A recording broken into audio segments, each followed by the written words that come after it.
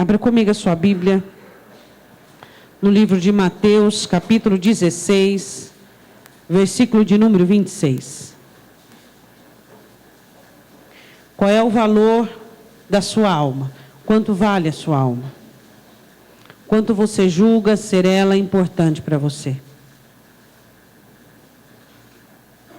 Às vezes nós sabemos o valor de muitas coisas, mas às vezes nós não dedicamos entendimento suficiente para sabermos o quanto vale a nossa alma. Mateus capítulo 16, versículo de número 26. Amém? Pois que aproveita o homem ganhar o mundo inteiro, se perder a sua alma? Ou que dará o homem em recompensa da sua alma? Podemos assentar.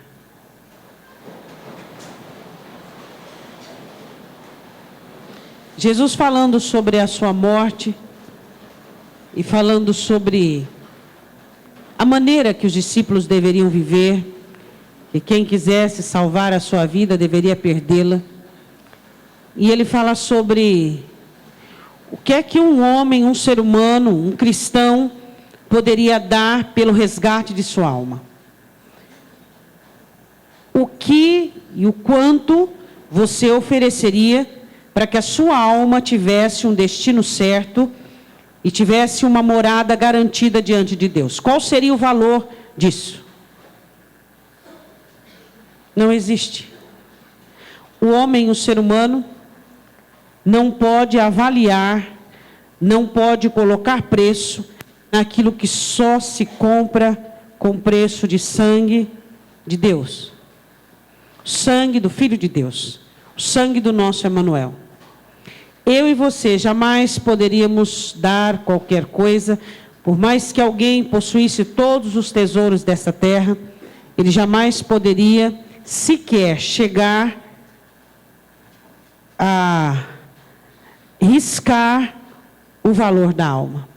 A sua alma tem um valor que custou para Deus o preço do sangue de Cristo.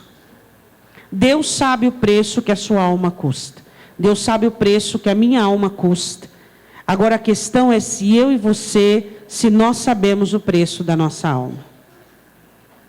Eu queria que você fizesse um passeio comigo, que nós analisássemos alguns personagens. Por exemplo, Judas. O quanto valeu a alma de Judas? 30 moedas e uma corda. Foi o que valeu para ele. A alma de Judas valeu 30 moedas e uma corda. E a alma de Saul? O que a alma de Saul valeu para ele? Os sentimentos contrários que ele tinha contra Davi. Ele tinha inveja de Davi por ter não conseguido agradar a Deus. E ele teve uma inveja tal de Davi e trocou a alma dele por aqueles sentimentos. Muitas pessoas fazem isso no reino de Deus. Elas sentem algumas coisas como mágoa, revolta, inveja, e elas trocam a sanidade de sua alma, a saúde de sua alma, por conta de um sentimento. Foi o que Saul fez. Saul sentia a raiva e a amargura de Davi, e foi até o fim. Ficou possesso, ficou endemoniado, foi buscar pela feitiçaria, porque a alma dele não valia nada para ele. O que interessava para Saul era ele sentir e dar vazão àquilo que estava dentro dele. Agora, será que isso tem ainda conseguido na vida dos cristãos agir da mesma maneira? Será que alguns cristãos ainda priorizam o que sentem, mágoa, inveja, ciúmes, por conta da alma, sabendo que por meio desses sentimentos eles podem perder a sua alma se não arrepender-se? Vamos falar também de Esaú. Esaú troca a sua alma por um prato de lentilha. Ele estava com fome, cansado, e achou que ia morrer de fome. E ele troca a sua vida, a sua alma, a sua história, e ele troca a sua primogenitura. E a palavra do Senhor diz que ele buscou arrependimento com lágrimas, mas não conseguiu. Prazeres imediatos. O quantos os cristãos têm trocado a alma por prazeres imediatos? Coisas que no momento, se você não praticar, se você não fizer, parece que você vai morrer. Você é dominado por aquilo, por aquele desejo, por aquela satisfação. Próximo. Caim trocou a sua alma por uma frustração. Ele oferece algo a Deus que não agrada a Deus. E ao invés dele arrepender-se e aprender como é que agrada a Deus, ele insurgiu em si mesmo e ficou com ódio do irmão. Os seus assuntos com Deus são particulares. Tira as pessoas do seu relacionamento com Deus.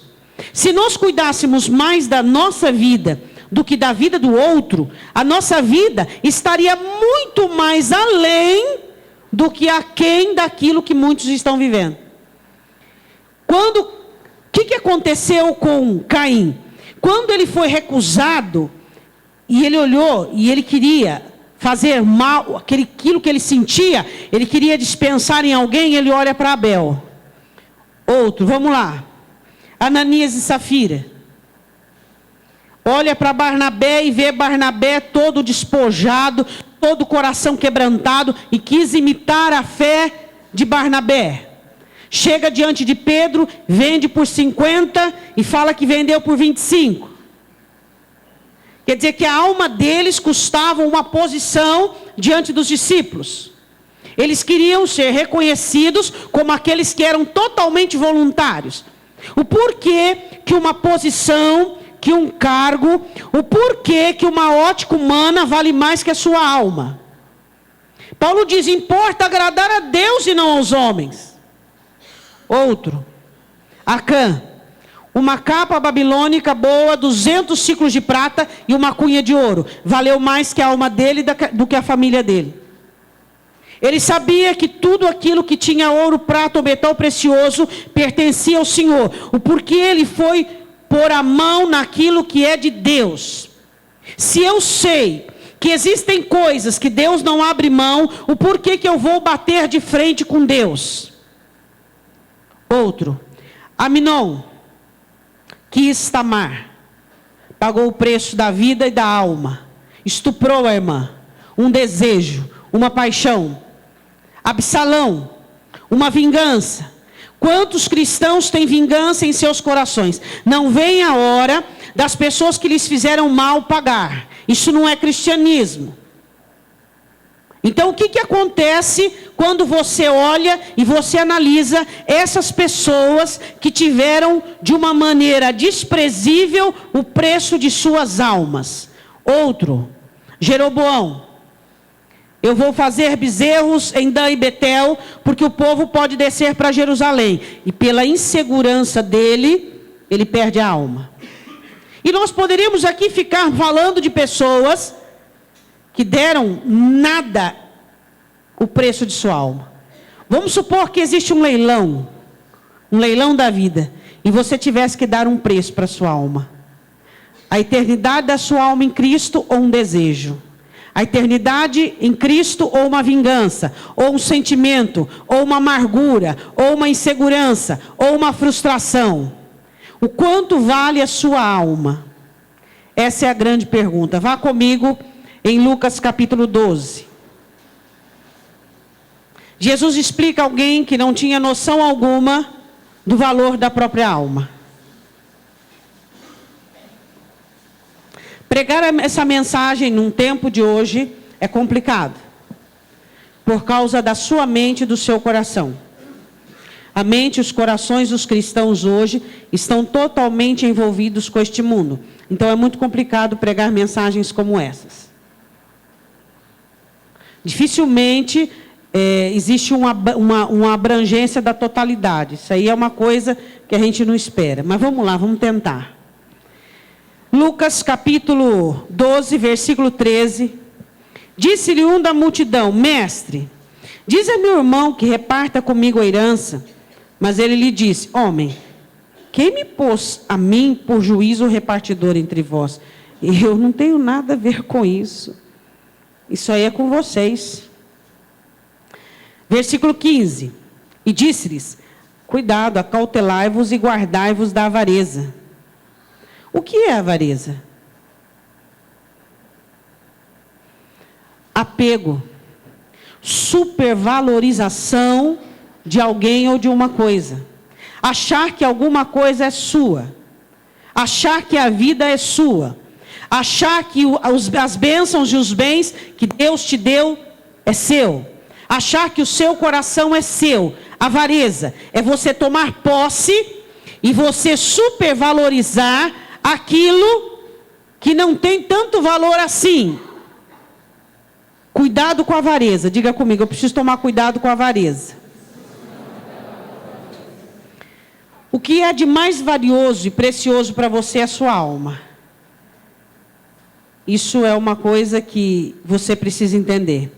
As outras coisas são demais coisas. O que é de mais precioso para você é a sua alma. Só a sua alma é eterna. No céu você não vai ser mãe, vou dizer isso de novo. Não vai ser pai, não vai ser filho, não vai ser empresário, não vai ser funcionário. Você não vai ser nada dessas ocupações. Então você precisa entender que o que você tem de mais importante é uma alma que é eterna. E a questão é o quanto essa alma tem valido para você. O quanto você tem trabalhado por ela, o que é que você tem feito para benefício para ela. Jesus, continuando no versículo de número 15, ele diz assim: porque a vida de qualquer pessoa não consiste na abundância do que possui. Minha vida e sua vida não tem nada a ver com aquilo que nós possuímos. Nada. O conceito humano e mundano é: o ser humano vale por aquilo que ele tem. Jesus disse: você não vale por aquilo que você tem. Nós valemos por aquilo que nós somos em Deus. Este é o nosso valor. Jesus começa esse discurso ensinando que o seu dinheiro, que o seu bem, que as suas bênçãos não têm relevância no preço da sua alma e nem peso na sua eternidade. Quando você comparece diante de Deus, você não é pai, você não é filho, você não é patrão, você não é funcionário, você não tem sobrenome importante, seu dinheiro não vale nada. É isso que nós precisamos entender, que quando nós nos relacionamos com Deus, o que vale são os valores que Deus impõe e não os nossos. São os valores que Deus determina e não os nossos. Jesus tentava ensinar dizendo: vocês precisam tomar mais cuidado com a avareza, com o apego, com esse amor desenfreado, com essa supervalorização desenfreada às coisas que roubam, que tiram a alma. Aí ele começa a expor uma parábola, e é dessa parábola que nós vamos falar. Propôs-lhes, versículo 16, uma parábola dizendo: a herdade, a herança, as terras de um homem rico tinha produzido com abundância. Disso é bênção, diga isso é bênção. Jesus começa a falar de um homem que estava com sorte, que estava abençoado, que aquela colheita, aquele ano foi um ano assim, ímpar, algo que ele nem esperava, algo que surpreendeu. Tanto não esperava, ele não tinha nem galpões, celeiros para recolher tudo. Eu quero falar em primeiro lugar da abundância. O nosso Deus é um Deus muito bom. Ele é um Deus abençoador e um Deus misericordioso. E muitas vezes Ele prova alguns de nós, nos abençoando. As provas mais perigosas que vêm da parte de Deus, não é quando você está num deserto, não é quando você está num vale. As provas mais perigosas que vêm são quando você está em abundância. Essas são as provas mais perigosas. É neste momento onde o conforto, é esse momento onde as provisões podem tomar conta do seu coração de tal maneira e você esquecer-se que você é eterno. Por isso que Jesus disse que é muito mais fácil um camelo passar pelo fundo de uma agulha do que um rico entrar no reino dos céus. Porque a riqueza, ela exerce sobre o homem, o ser humano, um controle absoluto. O orgulho, a posição, exerce um domínio sobre o homem, fazendo com que ele não reconheça a necessidade que ele tem constantemente de Deus. A necessidade que ele tem de colocar a sua vida diante de Deus e estar diante do Senhor, bebendo, alimentando-se do que é espiritual e recebendo aquilo que vem do alto. Muito cuidado com as suas bênçãos. Muito cuidado com o seu conforto. Muito cuidado com aquilo que Deus tem te oferecido. Muito cuidado. Você pode estar sendo provado, assim como Deus dizia a Israel: eu te fiz passar fome, em Deuteronômio 8, mas agora eu vou te abençoar. E eu vou olhar e analisar. Se você vai achar que isso tem a ver com a sua força, sua inteligência, sua habilidade e sua capacidade. Eu quero que você continue sendo produtivo. Eu quero que você continue achando e entendendo e compreendendo que e que o poder, e que a graça, e que tudo aquilo que eu tenho te dado é muito mais importante do que os bens que tem te cercado. Eu vou te provar. A herdade desse homem, ele foi abençoado. Nem todas as pessoas abençoadas são abençoadas para o bem. Existem pessoas que são abençoadas e são abençoadas para o mal. Você sabia disso? Você sabia que existem cristãos que a melhor fase da sua vida era quando ele tinha aquela marmitinha debaixo, não tenho nada contra marmita, não é nada disso, mas ele tinha aquela marmitinha debaixo do braço, com aquela mistura regada, e ele ia contente servindo a Deus, e era chuva e aquele carro quebrava, e ele largava o carro, qualquer lugar que tinha medo de roubar, ninguém nem queria roubar aquele carro, e ele continuava o trajeto para a igreja a pé, não tinha chuva, não tinha nada, não tinha impedimento, não tinha nada para ele. Era o melhor tempo da vida dele. Aí Deus olhou para ele e disse assim: mas eu preciso abençoá-lo, porque é justo. É justo, e eu sou justo. E aí o Senhor abençoa. E a bênção não faz bem para algumas pessoas. Existem algumas pessoas que elas não conseguem administrar e fazer um correlacionamento entre servidão, serviço a Deus, entre humildade, entre frutificação e conforto, e comer bem, vestir bem, ter um bom carro. Ela já pega o carro, já põe no coração, ela já acha que as coisas do corpo é para a alma, e ela já inverte tudo, e de repente ela para de frutificar, e ela para de ser de Deus. E aí a bênção toma o lugar do abençoador. Quando Deus te dá abundância, não é para perder você. É para que exista em cada um de nós mais amor, mais gratidão, mais reconhecimento, mais serviço. Porque se quando estava difícil eu te servia, ainda mais agora que está tudo melhorando. Agora que eu vou te servir mais, agora que eu vou abrir meu coração, agora que eu vou doar mais de mim para a tua obra, e agora que eu vou te amar mais e mais e mais. Mas acontece o contrário. O ser humano é meio assim, sabe, de cabeça para baixo. E ele diz assim no versículo de número 17. A bênção lhe trouxe problemas.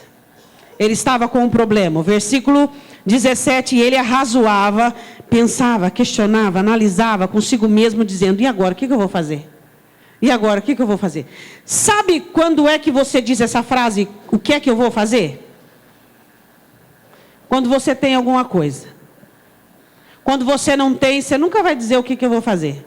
Você tem família, você fala: e agora, o que eu vou fazer com esse problema familiar? Se não tivesse família, você não diria. Você tem um carro, o que eu vou fazer agora? O que você vai fazer é porque você é possuidor de alguma coisa. Deus não é contra nós sermos abençoados. Deus é contra o nosso envolvimento demasiado com as bênçãos. Nós deixarmos de ser para termos. É isso que Deus é contra. Ele tinha problemas. Olhe para o seu irmão e diga: quanto mais você possuir, mais problemas você vai ter.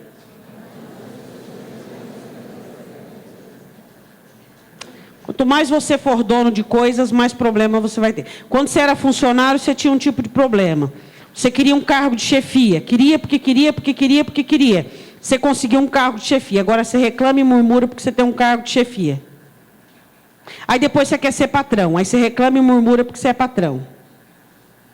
Olha, mas é óbvio, quanto mais você tem uma situação crescente, mais problemas você vai ter, mais dores de cabeça, mais responsabilidade. Então você, antes de pedir alguma coisa para Deus, você tem que saber se o vaso aguenta. Se o vaso não aguenta, nem pede. Existem pessoas que querem ser patrão, mas não dá conta da pressão. Então é melhor ser funcionário. Então a questão é, se você é um vaso que quer muito ser patrão, mas não dá conta, seja funcionário, porque senão você vai perder tua alma. Você perde sua alma. Você chega em casa, é serviço. Você está dormindo, é serviço. Você vem para a igreja, é serviço. Você está aqui só de corpo presente. Onde é que está teu pensamento? Onde está teu coração? É óbvio. Onde está teu coração? No trabalho. Então você está tão envolvido com os problemas do trabalho que Deus não te tem mais. Deus não tem mais comunhão com você. Não fala mais com você. Você não fala mais com Deus. Por quê? Por causa dos problemas do trabalho. Uma casa pequena, você daria conta. Aí quis uma casa grande, agora não dá conta. Aí vai querendo, e o querer vai se afastando afastando você cada vez mais de Deus. A questão é, aquisições traz problemas. Se é solteiro, você tem 30 problemas. Você vai casar, você vai passar para 60. Dobra. Mas você quer casar. Só que o casamento vai ocupar a sua vida de tal maneira que você vai se afastar de Deus. Mas não deveria ser assim. Mas é assim que acaba acontecendo. É incrível. O que é que nós fazemos com aquilo que nós adquirimos? Nós vamos adquirindo coisas e amontoando coisas, e as coisas vão nos tirando de Deus.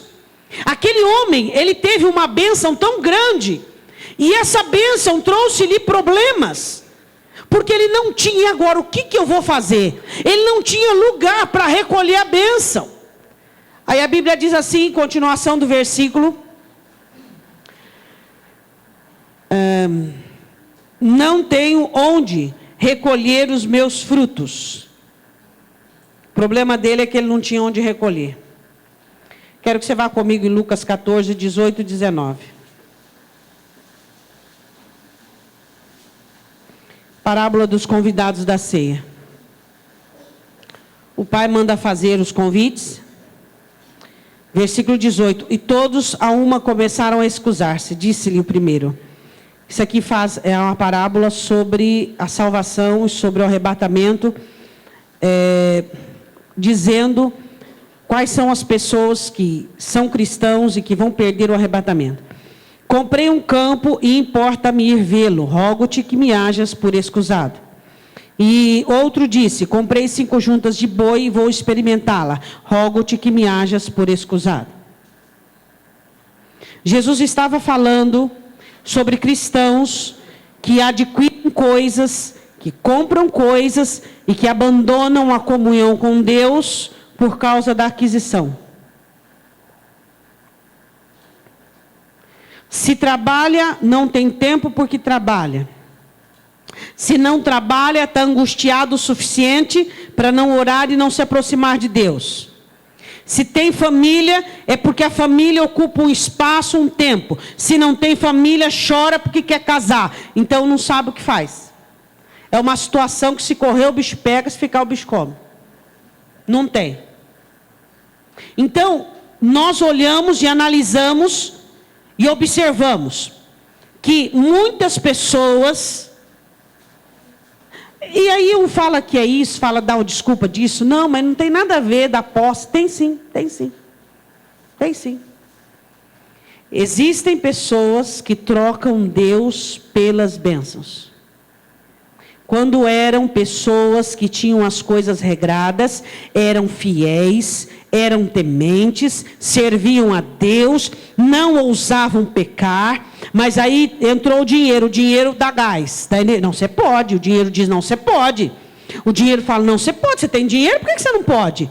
Não, você pode, Deus tem que entender, Deus tem que te desculpar. Você não vê aí, me desculpa aí. Deus não desculpa.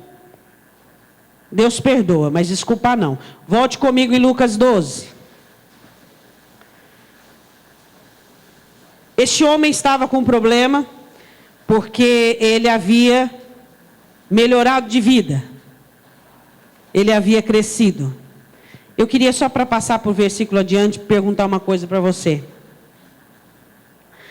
As bênçãos que Deus tem te dado realmente são bênçãos na sua vida? Analisa. Quantas pessoas estão deixando de servir a Deus por causa da família? Mas a culpa não é da família, não. Quantas pessoas estão deixando, afastando-se de Deus por causa do trabalho? Quantas pessoas estão afastando-se de Deus por causa das bênçãos? A culpa está nas bênçãos? A culpa está em Deus que abençoou? Não. Onde é que está a culpa?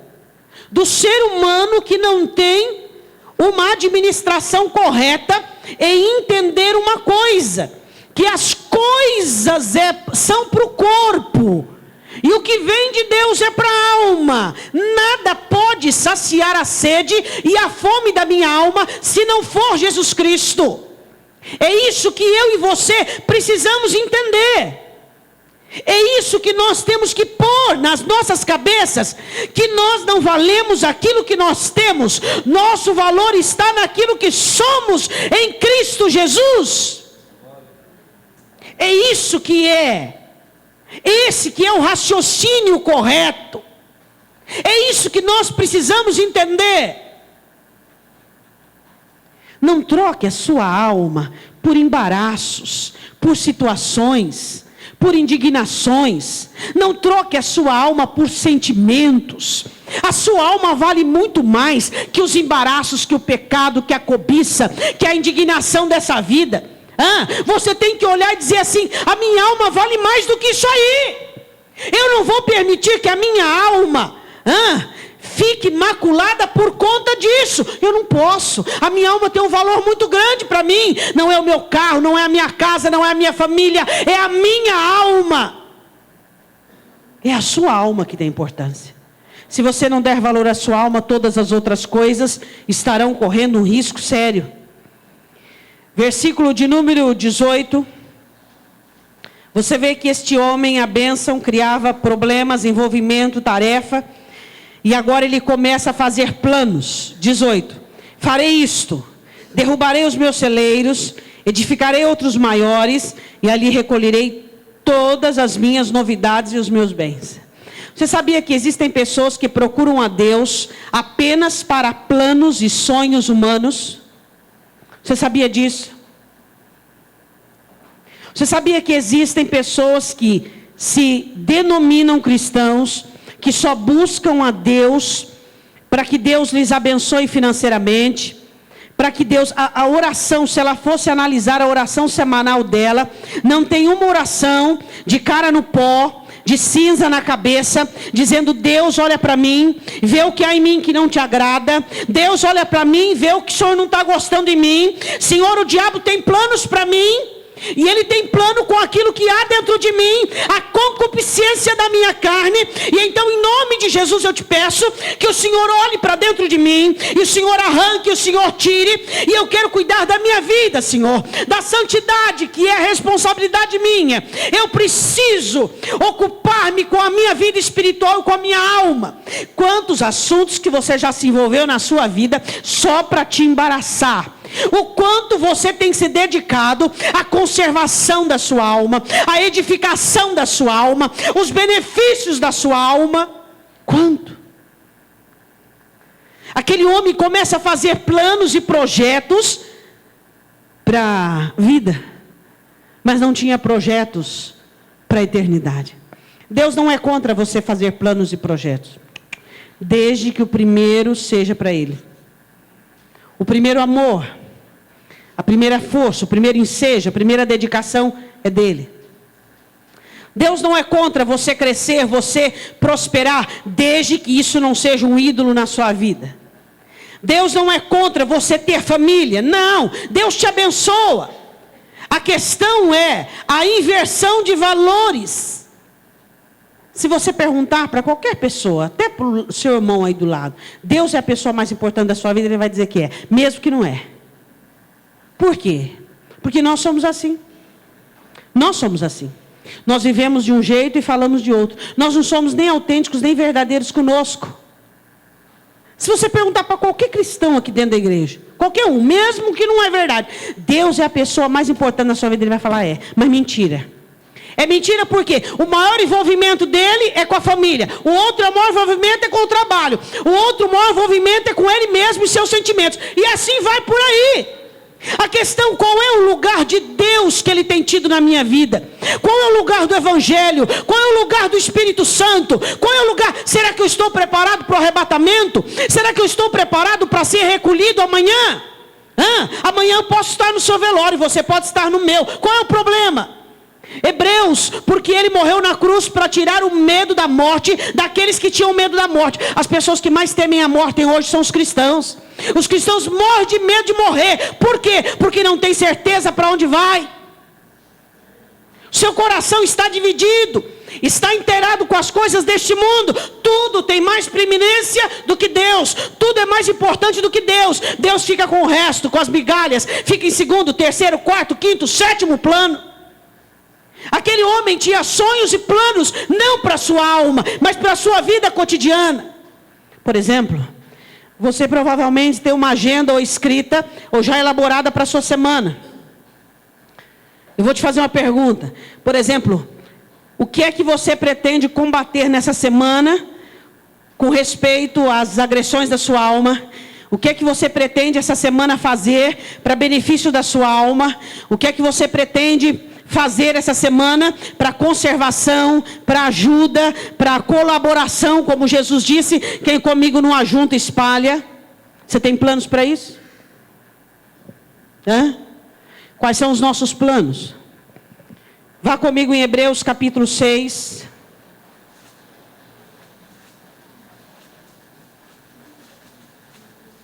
Versículo de número 7. O Senhor está falando do investimento que Ele faz em cada um de nós. E Ele está dizendo que uns frutificam e outros não.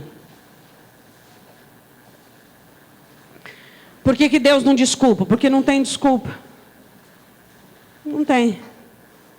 Hebreus 6, 7. Porque a terra que embebe a chuva, que muitas vezes cai sobre ela, e produz erva proveitosa para aqueles por quem é lavrada, recebe a bênção de Deus. Ele está falando isso agora do verdadeiro cristão. Agora o 8. Mas a que produz espinhos e abrolhos é reprovada, e perto está da maldição, e o seu fim é ser queimada. Terra, 2 terrenos. Os 2 recebem de uma maneira igual. Um frutifica, dá retorno, o outro não. A questão é, o que é que eu tenho feito para Deus olhar para mim e dizer, está frutificando, está tendo retorno. Infelizmente, os cristãos acham que eles são salvos porque batizaram nas águas. Você acha que Ananias e Safira não foi batizado nas águas? Hein? Você não é salvo porque é batizado nas águas. Você é salvo quando você está em Cristo. E você ouve os mandamentos dEle. E você pratica a palavra dEle. E Ele e o reino dEle são as coisas mais importantes na sua vida. É isso que interessa. É isso que importa. Você não é salvo porque você frequenta a igreja.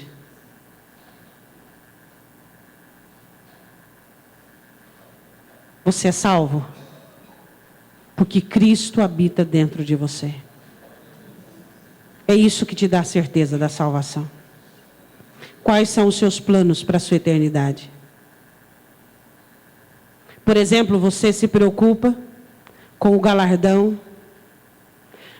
Pastor, eu sou uma pessoa humilde. Eu não me preocupo com galardão. Ah, é? Mas o carro novo de troca, você está de zóio, né? Está de zóio no carro novo da troca. É, não é? Gosta. E aí? eu sou uma pessoa assim, só indo para o céu já está bom.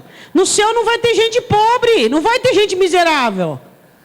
No céu todos terão que ter galardões. Você tem que entender isso, porque Ele vem com as suas mãos, e nas suas mãos o galardão das obras dos homens. Não tem gente pobre no céu, não tem gente que vai estar lá por estar. Não, só vai estar lá quem tem coisas lá. Quem não tem coisas lá, não vai estar lá. Você tem que mandar daqui para lá. No céu não tem gente pobre. Não existe pessoas pobres do céu sem galardão. Não, pastor, eu não quero galardão. Só de eu estar lá, já é um alívio. Não tem. Continuando. Versículo 9. Mas de vós, ó amados, esperamos coisas melhores. Diga, de Deus, Deus de mim, espera coisas melhores. Hoje Ele esperou coisas melhores que ontem. Amanhã Ele espera coisas melhores que hoje. E assim Deus vai esperando coisas melhores de você e de mim. Agora a questão, se nós estamos produzindo coisas melhores ou estamos numa retroativa. Aí ele diz assim, e coisas que acompanham a salvação. E assim falamos, porque Deus não é injusto para se esquecer da vossa obra, do trabalho e do amor que para com o seu nome mostrastes, enquanto servistes aos santos e ainda servis. Mas desejamos que cada um de vós mostre o mesmo cuidado até o fim, para a completa certeza da esperança. Começou bem. Tem gente, o cristão que parece museu. O melhor momento dele está ultrapassado. Está pendurado na parede. Ele não entende que ele tem que ser de bom para melhor, de melhor para ótimo, e assim sucessivamente.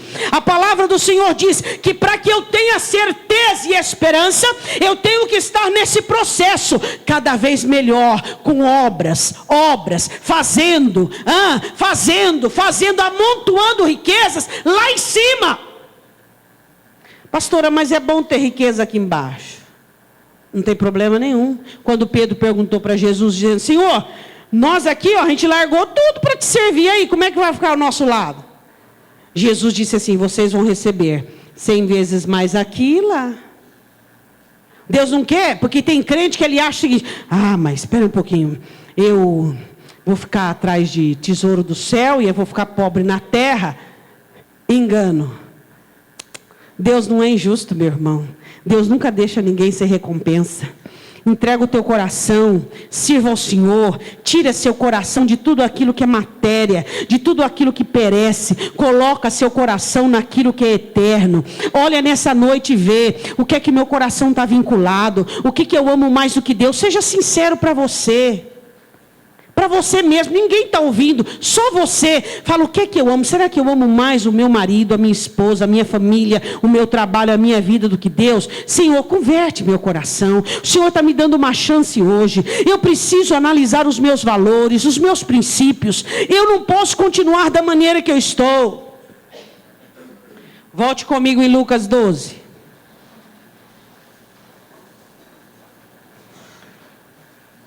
No versículo 18, ele fala sobre trabalho, e ele fala sobre obras e sobre tudo, e o escritor aos Hebreus diz que nós temos que frutificar, é para Deus. Versículo 19, e direi à minha alma, alma, tens em depósito muitos bens para muitos anos, descansa, come, bebe e folga. Este homem aqui, o texto fala realmente, expressa o próprio Deus chamando ele de louco. Realmente este homem é louco, achando que os prazeres terrenos, que o bem-estar terreno tem alguma coisa a ver com a alma. Ele poderia ter dito, olha quanta coisa boa, vou engordar, aumentar o meu colesterol, contrair um monte de doença. Ele poderia, não tem nada a ver isso com a alma. Mas ele estava falando do prazer que o corpo tem em desfrutar de coisas. O sossego, a tranquilidade. Mas por que eu tenho que ter fé? Eu tenho um bom salário e vou aposentar direitinho com uma coisa boa. Por que eu vou ter fé? Para que eu vou confiar em Deus? Eu tenho um bom salário, estou seguro. Aí dá para você entender melhor, né? Porque que às vezes é difícil você explicar para uma pessoa que a confiança dela tem que estar em Deus e não em coisas. E não em coisas. Porque eu vou dizer uma coisa para você. Morto não é dono de nada. Você já viu morto ser dono de alguma coisa? A pessoa está lá no hospital, já está ruim, já vai assinar procuração por outro cuidar. Receber, pagar. E quando está morto, o morto não é dono de nada. Morto é dono de alguma coisa? Morto não é dono de nada, meu irmão. É uma ilusão de ótica da sua cabeça achar que qualquer coisa que você tem nessa terra vai acrescentar algo de bom na sua alma. Pelo contrário, pode tirar se você não souber administrar direito. Você precisa entender isso. Ele olhou e disse assim: eu vou dar o melhor para minha alma pode ficar tranquila. Você sabe como uma alma fica tranquila? Fica aberta em Lucas, vá comigo em Tiago. Tiago capítulo 1, versículo 21.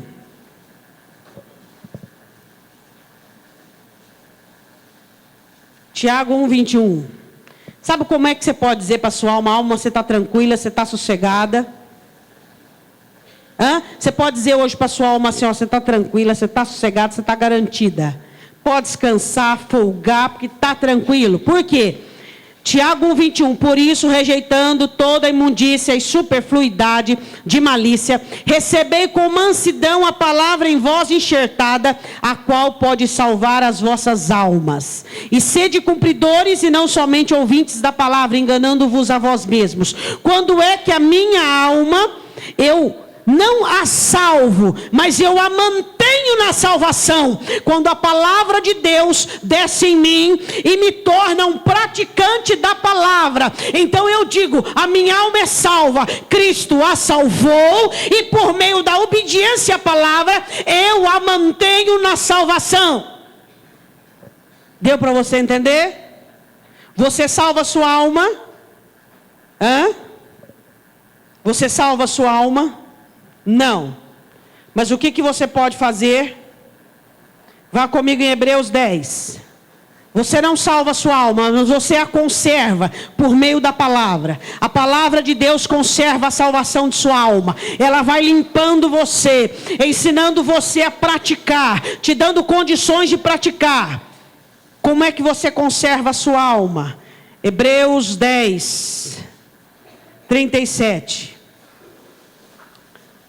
Porque um pouquinho de tempo, o que há de vir virá e não tardará, mas o justo viverá pela fé. Se ele recuar, a minha alma não tem prazer nele. Nós, porém, não somos daqueles que se retiram para a perdição, mas daqueles que creem para a conservação da alma. Eu voltei. Por que eu voltei? Fiquei escandalizado. Meu irmão, você não tem mais cunho para ficar escandalizado, não. Já está cheio de espora. Quem escandaliza é novo convertido. São meninos da fé. Hebreus diz assim, vós já deveriam ser mestres pelo tempo. Eu fiquei escandalizado. Com o quê? Por que você diminuiu a sua intensidade cristã? Porque eu fui ofendido. Mas como cristão você tinha que perdoar de imediato. Quer dizer, você conserva a sua alma quando você mantém firme o seu chamado, a sua eleição, o sacrifício de Cristo. Porque ele não fez de brincadeira, não foi uma encenação, não. Ele morreu, até a última gota de sangue foi derramada. Isso não é brincadeira, isso é a coisa mais séria da sua vida. Então qualquer coisinha já fica melindroso, qualquer coisinha já dá um passinho para trás, qualquer coisinha já fica chateado, fica triste. Que é isso? Está com o cabelo branco, já as cãs estão parecendo. E não amadurece, e não amadurece, e não amadurece. Você não tem que recuar, você tem que caminhar para frente. Você tem que prosseguir, você tem que chegar ao alvo. Ou você acha que você vai chegar no céu andando para trás?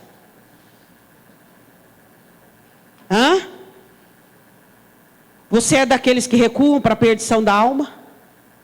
Quem recua? Perdição da alma. Nível espiritual, B. Caiu para C. Por quê? Aquele irmão não olhou para mim, não me cumprimentou, falou mal de mim. Ninguém entendeu o que eu falei, fiquei chateado. Aí vai caindo para D, para E, vai caindo. Estava lá num nível até bom, caminhando, crescendo, tem que progredir. Por que você caiu? Aí eu caí porque eu vi um pastor da televisão lá, e o pastor caiu. O pastor caiu, você caiu? Aí eu caí porque o meu líder, eu vi o meu líder... Como é que é? O seu líder errou, você vai... Peraí, qual é o nome de quem morreu por você na cruz? Peraí, deixa eu ver se você sabe quem é que morreu por você. Por que você diminuiu sua intensidade na oração, sua comunhão com Deus? Por causa do meu irmão, por causa do meu casamento, por causa... peraí, dá licença, né? Qual é o nome de quem morreu por você? Jesus, acabou, ponto final. Sua comunhão com Ele, seu amor é para Ele, sua dedicação. Ele está em primeiro lugar na sua vida. O irmão falhou, vai ficar amargurado, igual Caim, vai nada, vai abençoar, vai perdoar, esquecer, e sai longe, meu irmão, vai longe. Quanto vale a sua alma? Fica se enroscando, se embaraçando, e uma hora é um problema familiar, outra hora é problema no trabalho. Por que você não tem crescimento espiritual? Porque eu tenho muitos problemas. Você tem e vai continuar tendo. Porque os problemas te impedem de buscar a Deus. Problema não tem que te impedir de buscar a Deus. Problema deveria ser uma alavanca que te direciona e que te lança para perto do Senhor. Nós somos dos que recuam? Se você pudesse dar uma nota de 0 a 10 à sua vida espiritual, que nota você daria? Você não precisa falar para ninguém, só você. 3 por quê? 6 por quê? 9 por quê? 10 eu sei por quê. Porque você o ama. E Ele é tudo na sua vida. Ele é o Deus da tua vida, da tua eternidade. Você não se vê sem Ele, e nada atrapalha a sua comunhão com Ele. Quando um filho dele cai, você é o primeiro a ir lá levantar, ajudar, não apedreja, não julga ninguém. Quando alguém precisa ser carregado nos ombros, você vai lá e você diz assim: eu sou os seus braços na terra, os seus pés na terra, as suas mãos, o seu olhar e o teu coração. É isso que eu sou. 10 por quê? Porque você o ama, e Ele é a pessoa mais importante da sua vida. Eu sei a razão do 10, eu não sei a razão dos outros. Volte comigo em Lucas 12. Versículo 19. Ele diz: descansa, come, bebe e folga. Isso aqui alguns crentes vivem assim, né? Descansados, come, bebe, folga. Orar para quê? Deus já me abençoou. Crescer espiritual, buscar o Espírito Santo. E em muitos cultos, para que isso aí? Gente, Deus é bom, vamos cantar. Deus é bom, é muito bom. Vamos louvar, vamos cantar, porque Deus é bom. O seu descanso não é aqui. Ou será que nós estamos na parábola errada? Será que estamos na parábola errada do capítulo 16, 19, o rico e Lázaro? Será que nós, como rico, temos aqui o nosso oásis? Ou será que nós entendemos que nós estamos no mundo, e que o mundo jaz no maligno, e que temos uma carne que não se converte, que ninguém converte a carne? Jesus diz assim: o espírito está pronto, mas a carne é fraca. Será que nós entendemos isso? Será que nós somos levados à oração? Não porque nós temos problemas, não. É porque nós queremos mais de Deus. Buscar-me-eis e me achareis quando me buscardes de todo o vosso coração. Quando você ora, quando você levanta suas mãos para o alto, quando você busca Deus, você diz: Deus, eu estou aqui porque eu tenho sede de Ti, eu tenho fome de Ti, porque a minha alma é salva e está no Senhor, e eu quero granjear tesouros no céu e não nesta terra. O que o Senhor me deu é uma bênção, o que o Senhor vai me dar vai continuar sendo bênção, mas eu não quero perder a minha salvação por causa das bênçãos. Versículo de número 20. Mas Deus lhe disse: louco, esta noite te pedirão a tua alma. Ele ia morrer. E o que tens preparado para quem será? É o que disse: morto não é dono de nada. Você morreu, você bateu as botas aqui agora. O povo já está lá no teu caixão, chorando, e já pensando como que vai ser a divisão. já analisando que parte que é, qual é a casa que vai ficar para ele, ou então, se não tem muitas propriedades, qual é o móvel que vai ficar, que é aquela roupa, que esse negócio aí é assim. Morto não é dono de nada, e ele achou que as coisas dele na terra eram dele, que ele podia se gabar e se presumir rico, abastado, feliz, garantido. Garantido? Louco. Versículo 21. Ele tinha preparado muitas coisas, menos para ele. Tudo que você prepara, humanamente falando, não é para você. Você sabia que as pessoas que vão desfrutar do que você conquistou, é o que vem, a descendência depois que você? Porque quando você já tiver alcançado tudo aquilo que você sonhou, tal, você vai estar tão cansado. Aí não pode comer porque aumenta a glicose, aí não pode comer porque aumenta o colesterol. Aí não pode comprar aquela roupa porque já não tem corpo, aí já não pode fazer, é assim. Aí não pode pôr aquele sapato, porque se pôr um sapato um pouquinho mais, aperta o pé e dá problema, e tudo, o que você granjeia, quem fica com o melhor é o que vem, é próximo. Não é você. Aí ele tinha preparado, mas não preparou para ele. Você está preparando coisas realmente que são para você? As únicas coisas que você prepara para você é lá no céu, não é aqui. Ele disse assim, versículo 21. Assim é aquele que para si ajunta tesouros e não é rico para com Deus. Riquezas opostas. Uma coisa é a riqueza para Deus, outra coisa é a riqueza para si. Cristãos que são ricos para si, mas são pobres para com Deus. Totalmente pobres. Deus procura amor deles? Não.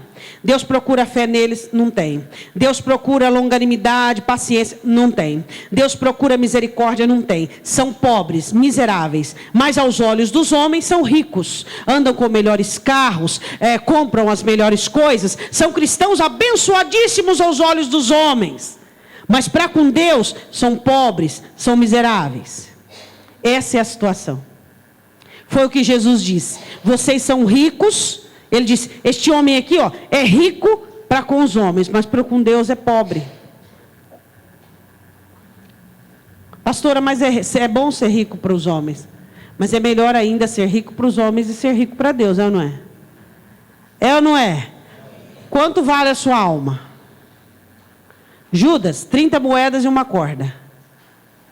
Quanto vale a sua alma? Qual é o valor da sua alma? Não confunda. Eu sou bonito, eu não vou para o inferno. Eu canto bem, eu não vou para o inferno. Eu prego bem, eu não vou para o inferno. No inferno vai ter tanto pregador que vai ser uma beleza. Cantor, pregador, gente com dom, profeta então de monte, principalmente os falsos, tudo eles. Mas de monte, de balde.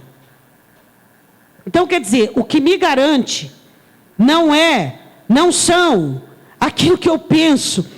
O que me garante, o que conserva a minha alma, é o quanto eu tenho feito para o benefício dela. Eu tenho ouvido a palavra e praticado. Eu tenho ficado firme, determinado, com firmeza. É isso que vai garantir. E o Senhor Jesus, para terminar, ele diz assim, e disse aos seus discípulos, portanto vos digo, não estejais apreensivos pela vossa vida, sobre o que comereis, nem pelo corpo, sobre o que vestireis. Eu quero terminar esta mensagem perguntando para você, o quanto vale a sua alma? Sua alma vale um prazer momentâneo, sua alma vale um sentimento, sua alma vale uma mágoa, um ressentimento. O quanto sua alma vale? Será que eu e você precisamos estar no leito de morte para pensarmos em morte? Temos que pensar agora na eternidade. Não vai dar tempo, a hora que eu estiver faltando um mês, uma semana, de eu fazer alguma coisa. Eu tenho que fazer agora, enquanto eu tenho um pouco de juventude, enquanto eu tenho um pouco de força, eu tenho que granjear lá para cima. O que Jesus diz no versículo de número 21? Assim é aquele que para si ajunta tesouros e não é rico para com Deus. A pessoa que ajunta tesouro e não é rico para com Deus, ele vai ser ceifado e não vai ter nada diante de Deus. E se ele não tem nada lá, ele não pode ir para lá. O quanto vale a sua alma? Será que porque você é uma pessoa abastada, ou de beleza, ou de trabalho, ou de família abençoada, você tem o direito de deixar Deus, de deixar sua comunhão com Deus, ou deixar qualquer outra coisa tomar posse disso? Qual é o valor da sua alma?